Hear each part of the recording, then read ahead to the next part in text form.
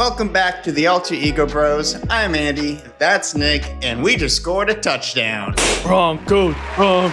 We watched Marty Supreme this week. We know a couple weeks ago we told you we're not going to do that, but apparently everyone else went to go see it, so you kind of forced our hands. Thank you. Let's jump into it with our scores. I'm a 6 out of 10. I think it's a harsh 6 out of 10, but that's where I landed, and I have my reasons why. But where are you, Nick? So I landed at a 4 out of 10. I think this movie is 95% odd shit and 5% ping pong. So that puts Marty Supreme at a 5 on our tier list. Dab in the middle.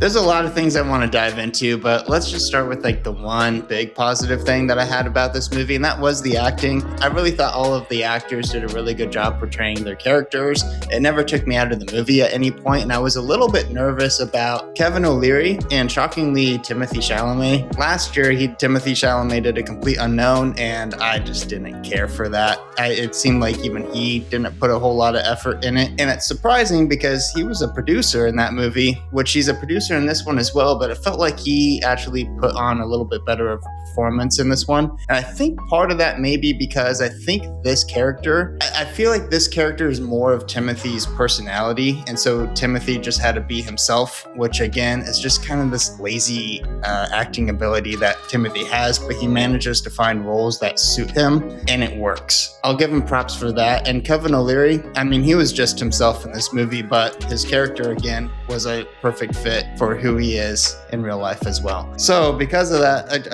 I felt like I was just watching real people in real time versus watching people reading some lines off of the page. So what do you think about the acting? So I did also give acting full points. However, there's a big ol' asterisk on that, because a lot of the acting was just talking really fast and yelling. Throughout the entire movie, somebody's either talking really fast at you or they're yelling at you. And there's really not much diversity in between there.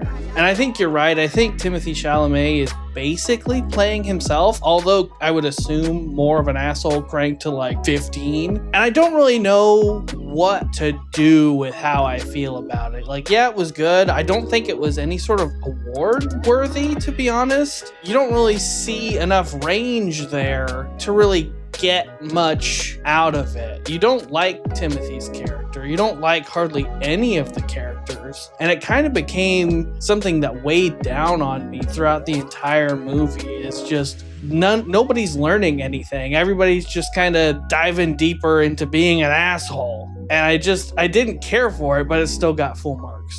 Yeah, it is a weird boat to be in. You mentioned the range thing, which is something I actually didn't want to touch on, because I wrote in here that Timothy was just like his same personality no matter what like triumphs he was facing or like times where he was being put down and had to like face adversity.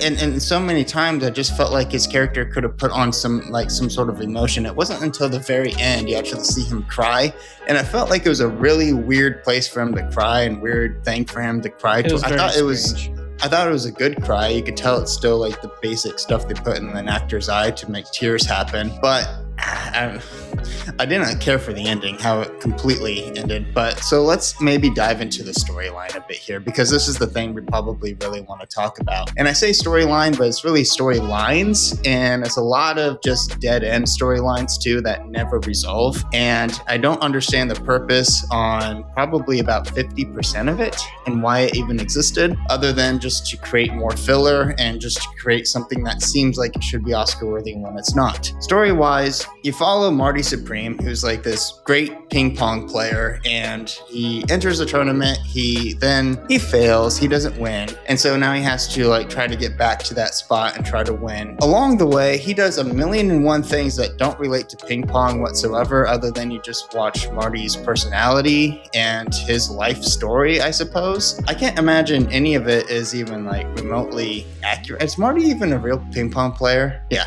So if any of you believe that any part of this movie was based on a true story, I've got a bridge to sell you. Because apart from the names, none of this stuff actually happened. Not a single goddamn thing happened.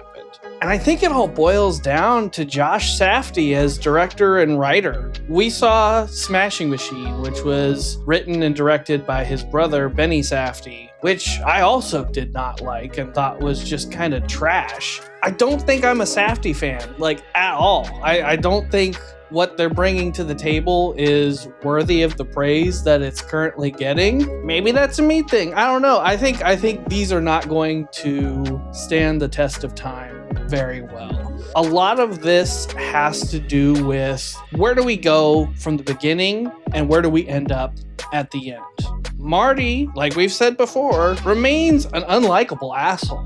And for some reason, at the end, we get that one moment where he cries.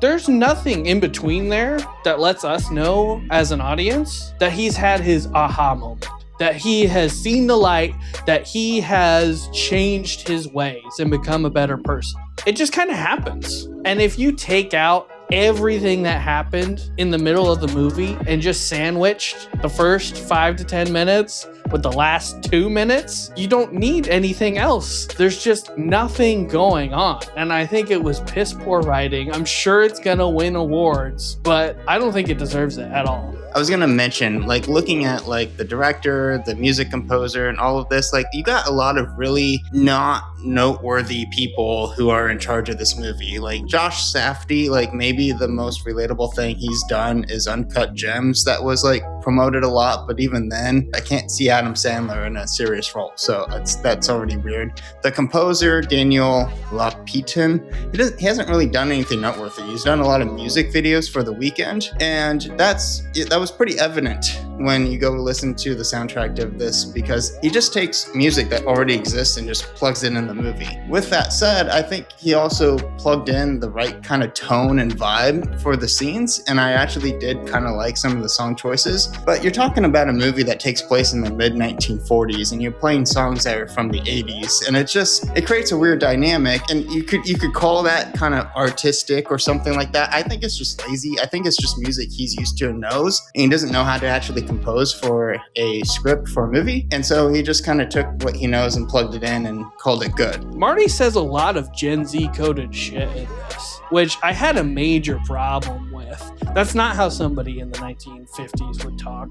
That's not how they would act in a social setting. He seems like he's a man out of time, and it's written to be relatable to people of that generation, which is really fucking weird.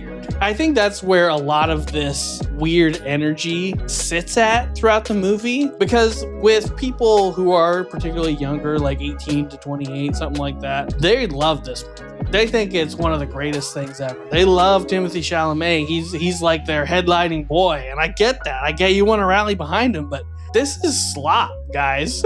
Like it's very reminiscent of AI bullshit that you would see. His portrayal of somebody from that era just didn't make any sense. Some of the conversations he had, just a little bit too casual for how they would speak during that time. Yeah, there were a couple of no totallys and no, when I nut, I pull out. Like, yeah, no, yeah, exactly. That's not what they would fucking say. Yes, that's to our point that, I mean, like, we'll be beating a dead horse whenever I think we're reviewing any sort of Timothée Chalamet movie, about saying how I think he's just really lazy at trying to put on this character, and he just goes in acting like whatever he wants to do and saying whatever he wants to say. I don't get it. He's got too many connections in Hollywood at this point that are just going to put him for an Oscar nominee, and he's never going to win the Oscar, but he's going to have a resume that says a 10-time nominee, Timothée Chalamet. And I hate that that's what we're lifting up in this world, when there's so many other better actors that could have put on this role and done a tremendous job, an even better job, but they weren't given the opportunity because Timothy is the one who has a name already. Okay, so we've done a lot of ranting. I want to get into my last point. I'm sure we cut out quite a bit of that. Probably. The main thing I want to get to is I want to talk about the CGI, and along with that, the cinematography as well. And the reason for it is just because there was a interview apparently Timothée Chalamet had, claiming that he had been practicing ping pong for 7 years now to become a master at it, and that during Dune filming, he was out in the desert practicing ping pong between sets. That's just simply untrue. I hope the majority of people realize that he's joking. If you go back and watch the clips, there's so many times where the ping pong is being cut because it's blocked by a person at some point during the transition, or they cut and change camera angles. There's even a moment where he blows it in the air and some dude kicks it with his foot. Like, it's all fake. The ping pong 100% of the time in this movie is all CGI. There's never real ping pong. And the biggest evidence of that, if you don't believe me, is watch this movie and then go look up a clip of people playing ping pong. You can't see that ball. And if you're going to shoot in 24 frames per second, you're especially not going to see that ball. You can see this ball white and clear as day the entire time. You can tell that they're just running around and just doing things and whatnot. And then the people post have to go in and track a ball to make it look like the ball was heading in that direction. And it's embarrassing, honestly.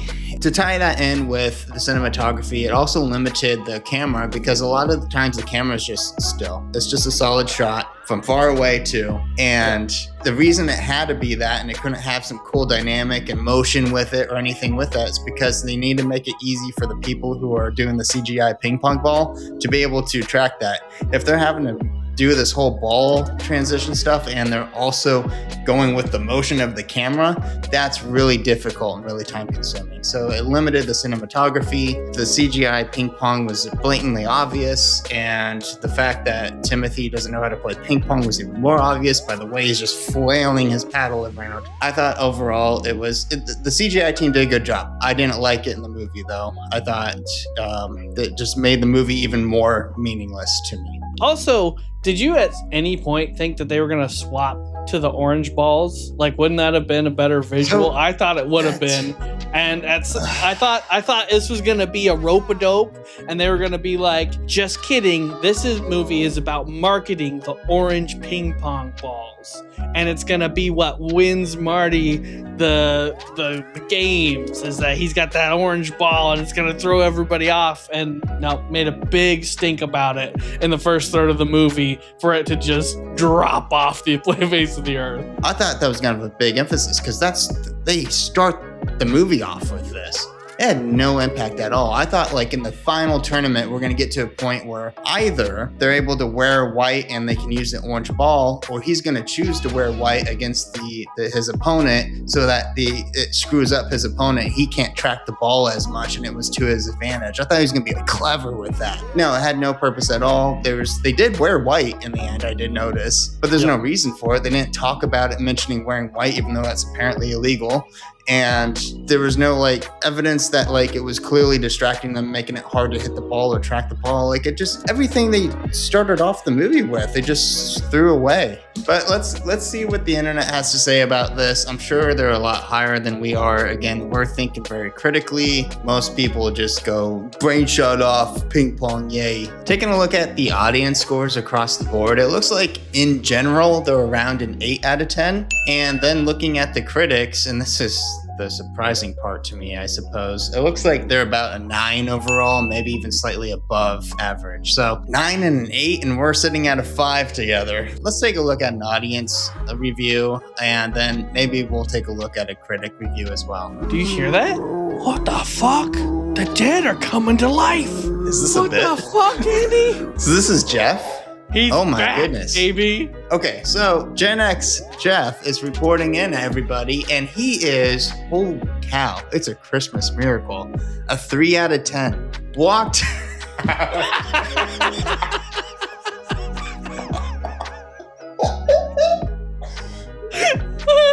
Fucking hell, dude. God damn it. Goes in the movie for the first time in 2 months and he walks out of it.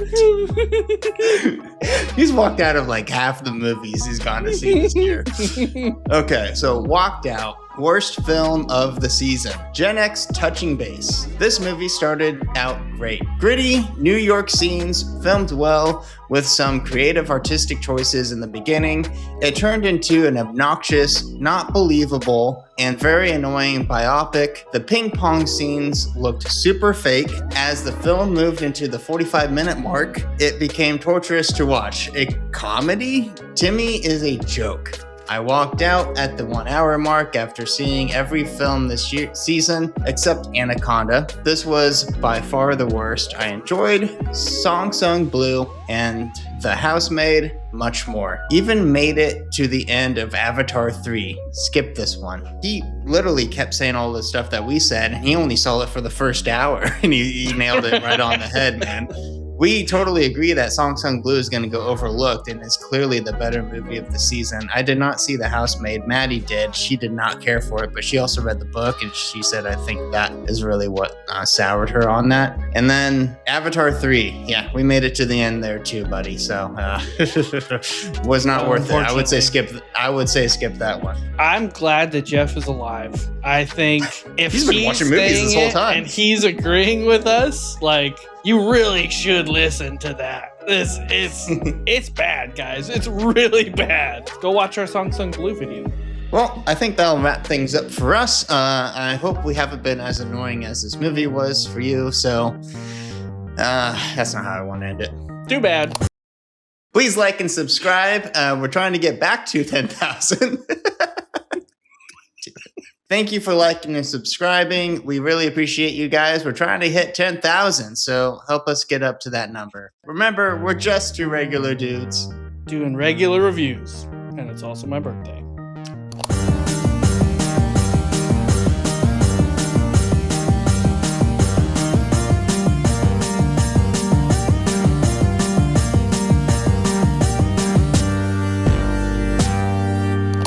Ready?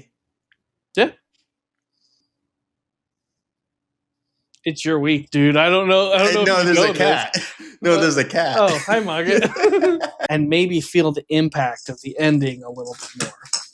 Hold on. Go. Jesus. Bro knocked an ornament off the tree. That's everything I had to say. I'm sure we're super low compared to... Are you kidding me? Everybody shame Ghost. Shame. Shame. Shame. Shame. Shame.